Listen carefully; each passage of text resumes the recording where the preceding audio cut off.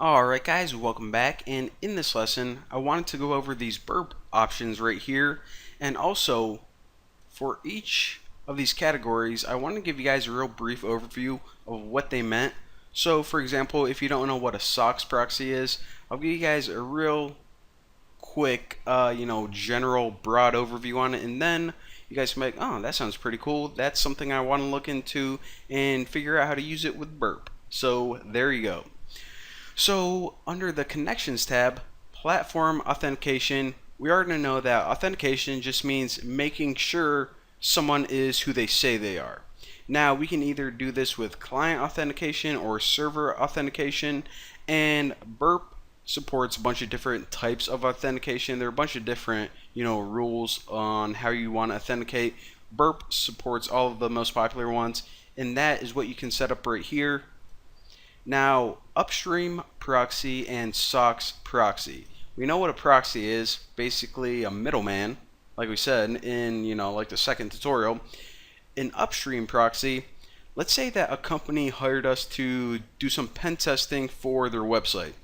Now, the way they have it set up, we can't connect directly with our server, that company's target server. So, what we need to do instead is we need to go through a proxy. Now, a lot of companies do this to have an extra layer of security, so all traffic leaving or coming into their main server has to go through one of their proxies, and they do this, like I said, for security, or they can keep logs or whatever. But if you ever have to go through an additional upstream proxy to get to your target, then this is where you can configure those settings. A SOX proxy is a little bit different. So the proxies that we've been looking at so far, and especially in that, I don't know, like the tutorial however many videos ago, those are great when you're just doing stuff like browsing the internet, because those are just HTTP proxies. Now, you know that whenever you just start looking at sites, you always use the HTTP protocol.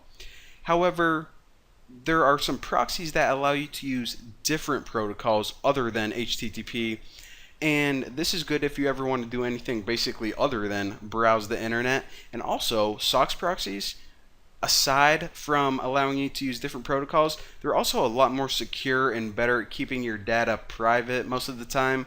So that is what a SOX proxy is, and if you ever want to use one, then there you go. These last couple, timeouts, hostname resolution, and out of scope requests, pretty simple. You know what a timeout is. How long do you want Burp to wait for a response from the server before giving up? Obviously, if a server's not responding, you don't want to wait like 2 days, because that's just a waste of Burp's resources.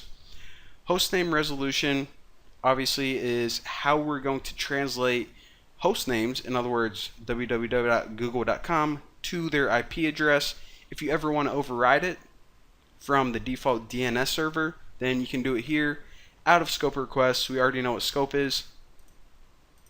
Pretty much the section of the internet that we want to work with. So what we can do are things like say, you know what, anytime you receive a request that's out of our target scope, then you can just drop it. But usually I like to say use sweet scope to find a target lab, because I like everything managed from that one scope without any additional settings anywhere else. Now in this HTTP tab, we have 3 different sections: redirections, streamer responses, and status 101 responses.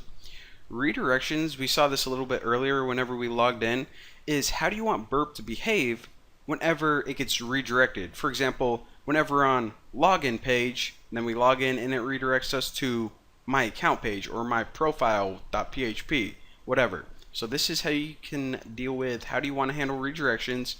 Streaming responses are, let's say that you connect to a site and you try to watch a movie. Well, it's not just like a static web page or an image where the server gives it to you and then that's like, alright, I'm going to go do something else. Whenever you watch a movie, for example, that data is continuously streaming to us. So what do we want to do with streaming responses? Well, most of the time we don't want to keep all that data. Not even your browser keeps all the movie data whenever you're watching a YouTube video or whatever. So this is how you can handle streaming responses. Of course, you, like I said, don't want to usually keep them because they take up a lot of space. So there you go. and status 101 responses. If you don't know what a 100 response is, it means continue.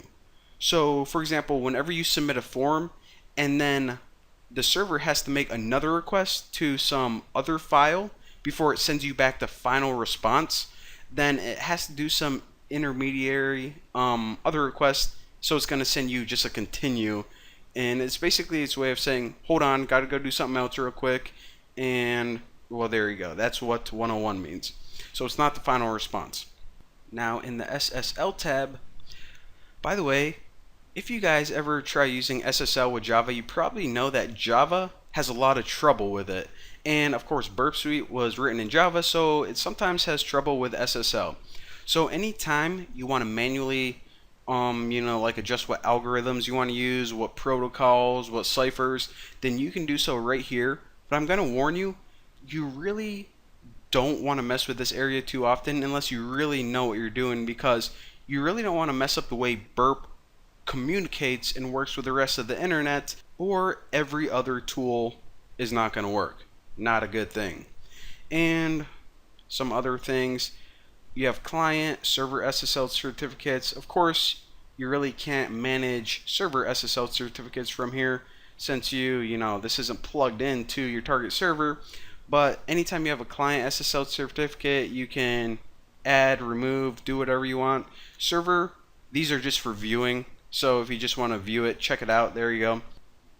Now over in your sessions options, here is the problem that a lot of people have. Whenever they're trying to attack a website, they log in through Burp and then they might run some tool, do whatever. They find themselves getting booted off that website a lot.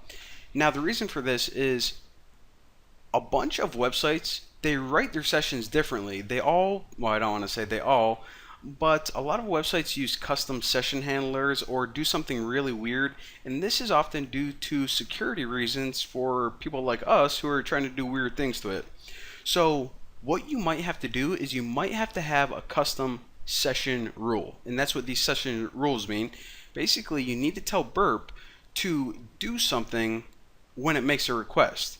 So anytime you need Burp to do something special, then you can just add a rule, and there you go. So this is just the name of it. The action is essentially saying, what exactly do you want me to do? And I don't know, maybe we need to check for a valid session ID before. There you go, a bunch of different things you can do. For scope, this is saying, what tools do you want to follow this rule? So maybe the intruder, whenever you're making a bunch of requests, that's when you have the problem. Everything else is fine. Maybe I don't know, like your spider, you only want your spider to follow it, and the rest of the tools just act as normal. So that's how you can set the scope. That's what that means. And of course the URL scope, when do you want to have this rule come into effect? Do you want to use it all the time? Do you only want to use it when you're looking at web pages within your scope? So there you go, that's what a rule is. Now the cookie jar and macros.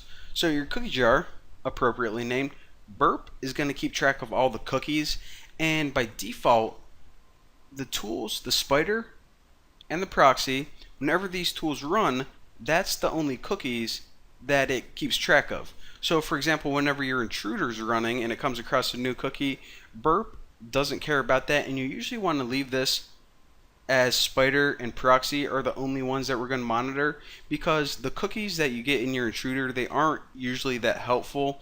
And of course you can override this anytime if that's a vulnerability that you're looking for, but most of the time just leave these as default if you don't know what to do. And a macro is basically a tiny little computer program, and they're kind of similar to the rules. But let's say that, for example, you needed to have a new session ID every time you wanted to make a request. So what you could do is you could write a little macro, and again, what this does is every time you make a request, the macro would run, go get a new session ID, give it back to whatever tool you were using, and then you can use that session ID. So it's kind of like a little sub command. It's not an entirely new tool or plugin or anything like that. It's just something you want to run as, like I said, a sub command during your request. Now, display and miscellaneous, these are nothing I need to talk about. How do you want your font size? How do you want the look and feel? What kind of font do you want? That's all display stuff. Miscellaneous is if you want to add any hotkeys. What do you want to log? And this is your basic stuff right here. These four tabs were the only ones that would probably give you trouble. So there you go. Those are the Burp options. And now you know.